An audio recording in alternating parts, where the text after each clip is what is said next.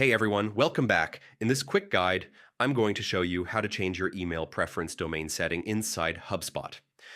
This is something a lot of people overlook, but it's super important if you want your email subscription pages to look professional and match your brand.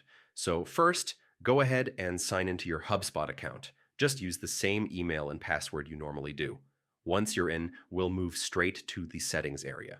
After you're logged in, look toward the top right corner and click the little settings icon, the gear symbol. That takes you into all your account configurations. Now on the left sidebar, scroll down until you see marketing and click that, then choose email.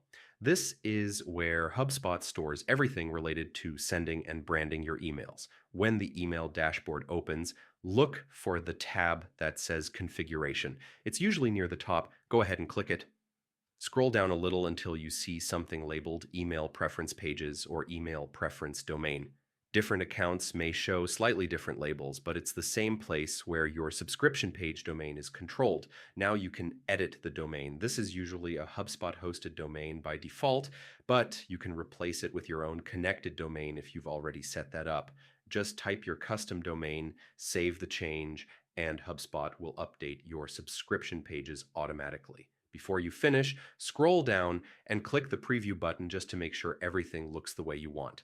If the link loads with your brand domain at the top, you're good to go.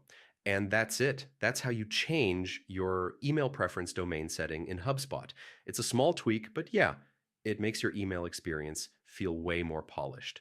If you found this helpful, feel free to subscribe and check out the other HubSpot guides on the channel.